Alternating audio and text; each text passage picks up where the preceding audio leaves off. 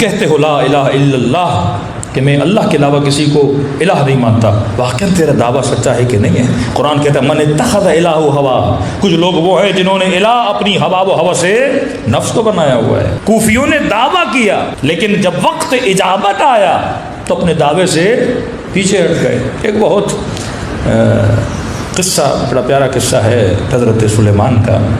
کہتے نبی سلیمان ایک جگہ سے گزر رہے تھے تو حضرت سلیمان پودوں سے، پلانٹ سے، درختوں سے بھی باتیں کرتے تھے۔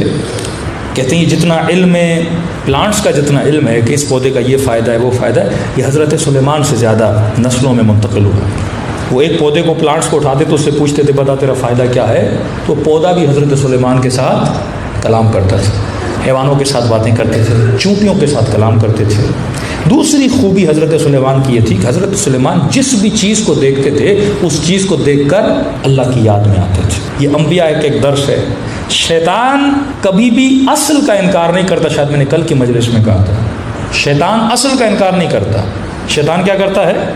مثلا ایک خوبصورت پھول ہے، اب شیطان آپ کو یہ نہیں بولے گا کہ پھول خوبصورت نہیں، شیطان آپ کو اس پھول کے اندر اسٹک کر دے گا، پھنسا دے گا کہ تم پھول میں ہی پھنسے رہو اور آگے نہ بڑھو۔ انبیاء کا کام، اولیاء کا کام کیا ہے کہ آپ کو صرف حسن میں نہ پھنسائے رکھیں، آپ کو خالق حسن تک پہنچائیں۔ شیاطین امت کیا کرتے ہیں؟ حسن تک، ہاں مال ہے، اچھی بات ہے کمانا، لیکن اس میں اٹک نہ جانا، حسن میں اٹک نہ جانا، ایک حسین سے دوسرے حسینوں تک جمپ نہ لگاتے رہنا۔ اور وہ وہی کرتا ہے، آپ کو حسن میں اتنا مشغول رکھے گا پوری زندگی تلاش حسن میں گزر جائے گی۔ ایک باکمال چیز دیکھو گے شیطان اس میں پھنسا لے گا تمہیں، اس کا کام یہی ہے، وہ وہم کے ذریعے تجھے ان چیزوں کا عاشق بناتا ہے۔ فرماتے ہیں جتنی بھی کائنات کی چیزیں اگر ان کا ریفرنس خدا کی طرف نہ جائے تو چیزوں کا کوئی فائدہ نہیں ہے۔ تبھی فرمایا بہترین چیزیں جب تمہارے سامنے فوراً کہو سبحان اللہ، اللہ کی تعریف کیا کرو، حسن کو دیکھ کر خالق حسن تک پہنچا کرو۔ اور یہی کام مذہب میں آ کر کرتا ہے۔ مثلا شخصیت پرستی اسی چیز کا حصہ ہے۔ وہ شخص تب با کمال ہے جب اس کو دیکھ کر تم کہاں پہنچو؟ خدا تک پہنچو۔ اب بندہ شخص کے اندر ہی اٹک جائے اور خدا تک نہ جائے۔ غلات کا معاملہ کیا تھا؟ وہ حضرت علی کی شخصیت میں اٹک گئے، آگے نہیں بڑھ پا رہے۔ علی با کمال اسی لیے ہیں تاکہ تجھے کمال اعلیٰ یعنی خدا تک پہنچائیں۔ رسول معجزے اس لیے کرتے تھے تاکہ تجھے کہاں تک پہنچائیں؟ خدا تک پہنچائیں۔ اب بندہ وہیں پر آ کر کیا ہو جائے؟ رک جائے۔ یہودی موسیٰ پر رک گئے، عیسائی عیسیٰ پر رک گئے، مسلمان محمد پر رک گئے، زیدی چوتھے امام تک رک گئے۔ یہ رکنا سب سے بڑی بیماری ہوتی ہے۔ تم آگے بڑھو اور اس ریفرنس کو کہاں تک پہنچاؤ؟ پروردگار عالم تک پہنچاؤ۔ شیطان ان چیزوں میں محدود کر دیتا ہے کہ میں نے مزاحن شاید کل مثال بھی دی تھی کہ اگر کوئی آپ کو اپنے گھر میں دعوت دے اور کھانا کھلائے اور آپ کھانے کی تعریف کرتے رہو، بنانے والے کی تعریف نہ کرو، اس سے بھی برا لگتا ہے۔ اسی طرح جب تو کائنات کے حسن کی تعریف کرتا ہے اور خدا کی تعریف نہیں کرتا تو خدا کو بھی اچھا نہیں لگتا۔ واقعاً یہ نطفہ نجس، اس کو اتنا حسین کس نے بنایا؟ یہ بدبودار نطفہ، یہ نجس نطفہ، اس کو اتنا حسین کس نے بنایا؟ خدا نے بنایا۔ مولا فرماتے اولہ نطفہ وآخرہ جیفہ، ذرا اپنی حقیقت کو پہچان کہ انسان تیری ابتدا نطفہ ہے، تیری انتہا کیا ہے؟ مردار ہے۔ اس بیچ میں اتنی حسین زندگی کس نے بنائی ہے؟ پروردگار عالم نے بنائی ہے۔ تو حضرت سلیمان کی عادت تھی وہ چیزوں کو دیکھ کر کہاں پہنچتے تھے؟ خدا تک پہنچتے تھے۔ نیشنل جغرافی آپ کھولیں گے، مچھلی کی تعریف، عقاب کی تعریف، مختلف اللہ کی مخلوقات کی تعریف، لیکن کبھی یہ نہیں کہتے کہ ان کے بنانے والوں کی تعریف بھی کریں کہ واقعی اس مچھلی کو یہ کس نے سکھایا کہ اس نے کس طرح اپنی غذا کے پیچھے جانا ہے۔ ایک حدیث بھی ہے اور واقعی یہ نئی ریسرچ بھی ہے، آپ نے سنا ہوگا کہ ایک دریا کی بہت بڑی مچھلی ہوتی ہے جو کئی مچھلیوں کو کھاتی ہے۔ اب ظاہر ہر انسان کو برش کرنے کی بھی ضرورت ہوتی ہے، مچھلیوں کو بھی ضرورت ہوتی ہے کہ دانتوں میں کیڑے نہ لگ جائیں۔ اب یہ مچھلی سمندر سے باہر آتی ہے، اپنا منہ کھولتی ہے، پھر ایک پرندہ ہواؤں میں اڑتا ہوا خدا نے بنایا ہے جس کی غذا ہواؤں میں نہیں ہے، اڑتا ہواؤں میں ہے، اور سمندر کی انتہا میں ایک مچھلی ہے جس کے دانتوں میں خدا نے اس کی غذا رکھی ہے۔ یہ پرندہ پھر نیچے آتا ہے اور مچھلی کے دانتوں سے اس کا جو کھانا ہے وہاں سے کھاتا ہے۔ اب کسی نے سوال کیا جب یہ مچھلی منہ بند کرے گی تو پرندہ تو مر جائے گا، اس کا بندوبست بھی خدا نے کیا ہوا ہے۔ یہ دنیا کا عجیب پرندہ ہے جس کے سر پر بھی نوک ہے جس کی چونچ کے نیچے بھی نوک ہے، اگر وہ منہ بند کرے تو مچھلی خود مر جائے، تو وہ تب تک انتظار کرتی ہے جب تک پرندے کا پیٹ نہ بھر جائے۔ یہاں اس کا پیٹ بھر جاتا ہے، یہاں اس کے دانت صاف ہو جاتے ہیں۔ یہ کمال کون کر رہا ہے؟ یہ خالق اعظم کر رہا ہے۔ اب بندہ پرندے کو کمال سمجھے، مچھلی کو کمال سمجھے، ارے تو با کمال نہیں ہے، یہ کمال کس کا ہے؟ خدا کا ہے۔ جناب یعقوب پر اللہ جب بلائیں نازل کرتا ہے، بیٹا مر گیا کا صبر کیا، بیوی بیمار ہوئی کا صبر کیا، بدن بیمار ہو گیا کا صبر کیا، اتنی بیماریاں بڑھتی گئیں، آخر میں لوگوں نے تانے دینا شروع کر دیے کہ یعقوب یقیناً تم نے کوئی برا کام کیا ہوگا تبھی خدا تجھے بلائیں دے رہا ہے، یقیناً تم نے برائی کی ہوگی، یقیناً تم نے گناہ کیا ہوگا۔ جب لوگ تانے دینے لگے تو حضرت یعقوب نے کہا پروردگارا، بیٹے کے مرنے پہ صبر کیا، بیوی کے بیمار ہونے پہ صبر کیا، بدن میں بیماریاں آئیں صبر کیا، کیڑے پڑ گئے صبر کیا، لیکن خدایا اب لوگوں کے تانے مجھ سے برداشت نہیں ہوتے۔ اللہ نے وہی بھیجی، یعقوب اتراتا کس بات پر ہے کہ بیٹا مر گیا صبر کیا، بیوی بیمار ہوئی صبر کیا، بیماری آ گئی صبر کیا۔ کہ یعقوب اپنے صبر پہ فخر نہ کرو، اگر تم نے صبر بھی کیا تھا یہ بتاؤ تجھے صبر کرنے کی توفیق کس نے عطا کی تھی؟ یہ میری توفیق تھی کہ تو نے صبر کیا۔ کبھی یہ نہ سوچا کرو امام حسین کی مجلس میں آ گیا تو نے بہت بڑا کام، ارے تجھے توفیق مجلس کس نے دی؟ نہ مجلس پڑھنے پہ کوئی فخر کرے۔ یہ جملے جو منہ سے نکل رہے ہیں، چھوٹی سی بیماری انسان کو ہو جائے تو انسان کلام نہ کر سکے، کانوں کی توانائی لے لے تو سن نہ سکے، قدموں کی توانائی لے لے وہ تو چل نہ سکے، تو یہ جتنی توفیق میں ایون اگر تو نماز بھی پڑھ رہا ہے یہ کس کی توفیق ہے؟ پروردگار عالم کی توفیق ہے۔ اگر تیری آنکھوں سے آنسو بھی نکل رہے ہیں کس کی توفیق ہے؟ خداوند متعال کی توفیق ہے۔ تو فرمائے ہر چیز کس تک پہنچنی چاہیے؟ خدا تک۔ یہ عقل مندوں کی نشانی ہے، لیکن بعض لوگ شخصیتوں میں پھنس جاتے ہیں۔ شخصیت پرستی حرام ہے۔ اصل یہ ہے اگر وہ چیز تجھے خدا تک پہنچا رہی ہے اس چیز کو فالو کرو، کبھی بھی ان چیزوں پہ اٹکا نہ کرو۔ صلوات پڑھے محمد والے محمد۔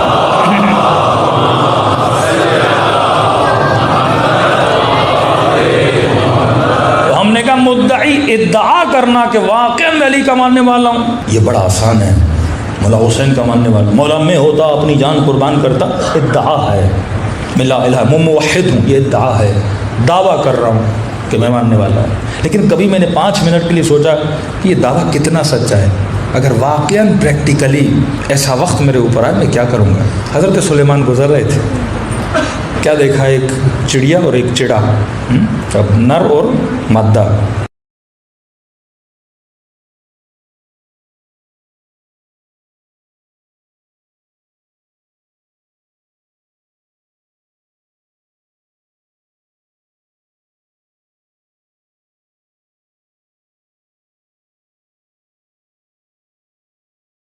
اب یہ کہانیاں ہمارے اندر بھی ہیں اور حیوانوں کے اندر بھی ہیں، مزاج ایک ہی ہے۔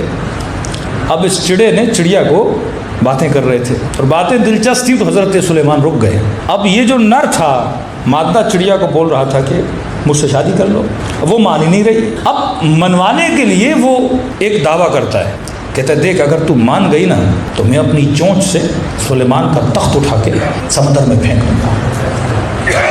اب یہ حضرت سلیمان دیکھ رہے ہیں کہ چڑا بول رہا ہے کہ میں سلیمان کا تخت اٹھا کے سمندر میں پھینک دوں گا، کہ تو ایک پتھر نہ اٹھا سکے تو تخت سلیمان کو اٹھا لے گا۔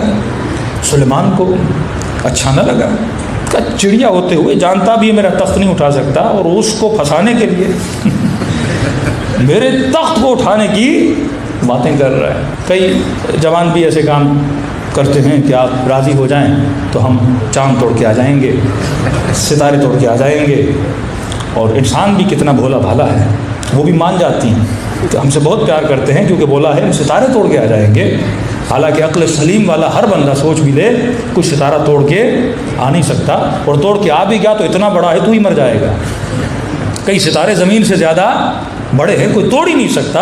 اب یہ گیم ان دونوں میں چل رہی تھی، حضرت سلیمان نے سن لیا، وہ دعوے کیے جا رہے ہیں تخت سلیمان کو اٹھا لوں گا، تیرے لیے یہ کر دوں گا، تیرے لیے وہ کر دوں گا۔ اور سلیمان نے دونوں کو بلا کے ادھر آؤ، چڑیا اور چڑے کو کھڑا کیا، کہا کیا بول رہا ہے؟ میرا تخت اٹھائے گا، سمندر میں پھینک دے گا؟ تو کہنے لگا اے نبی سلیمان، المحب لا یلام، محبوب کی ملامت نہیں کی جاتی۔ آپ بھی جانتے ہو میں محبت میں دعوے کیے جا رہا ہوں، ہاں، محبوب کی ملامت نہیں کی جاتی۔ آپ بھی جانتے ہیں میرے اندر اتنی طاقت نہیں ہے، دعویٰ کر رہا ہوں۔ ارے سلیمان کو اس کا جملہ بڑا اچھا لگا، اب اس کی سفارش کرنے لگے اس چڑیا سے کہ جب بندہ اتنے دعوے کر رہا ہے، اتنی محبت کے وعدے دے رہا ہے، تو تو راضی ہو جا، اس سے شادی کر لے۔ اس نے کہا کہ نبی سلیمان ہوا مدعی، دعویٰ کر رہا ہے، کرے گا کچھ بھی نہیں میرے لیے۔ چڑیا سمجھدار تھی آج کل ہمارے نسلوں سے زیادہ۔ کہ نبی سلیمان دعویٰ کر رہا ہے، ایک نمبر کا جھوٹا ہے، میں نے کئی چڑیوں سے اسے یہ بات کہتے ہوئے سنا ہے، سب کو یہی بولتا ہے تخت سلیمان لے کر آ جاؤں گا، تخت سلیمان لے کر آ جاؤں گا، یہ کروں گا۔ جھوٹا ہے، دعویٰ کر رہا ہے۔ نبی سلیمان، میں نے کہا کیا کہ ہر چیز سے کیا لیتے تھے؟ سبق لیتے تھے، عبرت لیتے تھے۔ معصوم فرماتے ہیں کئی دنوں تک سلیمان اپنے محل سے باہر نہیں آیا اس جملے کو سن کے کہ دعویٰ کر رہا ہے، جھوٹا ہے۔ کہتے ہیں ہفتوں سلیمان روتے رہے اور کہنے لگے خدایا کہیں ایسا تو نہیں کہ سلیمان بھی تیری محبت کا دعویٰ کر رہا ہے، صرف بات ہو اور اس بات میں حقانیت نہ ہو۔ خوف زدہ ہوتے تھے کہ ہم جو کہہ رہے ہیں واقعاً وہ ہمارے اندر ہے کہ نہیں ہے۔ ہم کتنی آسانی سے بول دیتے یا اللہ اتنا کننا معکم فافوز معکم فوزا عظیما، اے کاش ہم کربلا میں ہوتے، جانے قربان کرتے۔ یہاں جوان کو یہ بولا جائے آنکھ کو حرام سے بچاؤ، آنکھ نہیں اس سے بند ہوتی اور جان قربان کرنے کی باتیں ہوتی۔ ایک جھوٹ سے اپنی زبان کو روک نہیں سکتا، جان کی قربانی کی بات اتنی آسان ہوتی ہے۔ اگر تحریک کربلا، سارے کوفے والے کربلا میں ہوتے، جتنی جنگیں امیر المومنین کی، اس جنگ میں جتنے سپاہی تھے اس میں چھاٹی نہیں تھی۔ صفین میں شمر بھی علی کے ساتھ کھڑا ہے، کوئی لالچ میں آیا، کوئی مولا کو خلیفہ ماننے کی وجہ سے آیا، کوئی کس بات کی وجہ سے، چھاٹی نہیں تھی۔ کربلا کی وہ واحد جنگ ہے جس میں وہ لشکر ہے جو چھاٹی شدہ لشکر ہے، خلوص کامل والا۔ اتنی سختی ہے تدین امام حسین کی کہ جناب کھڑا ہے مولا حسین کے ساتھ، مولا مدد کے لیے، امام فرماتے ہیں کیا تمہارے سر پہ کوئی دین تو نہیں ہے، کسی کے مقروض تو نہیں ہو؟ مقروض ہو تو پہلے قرض ادا کر کے آؤ، پھر حسین کی مدد کرو۔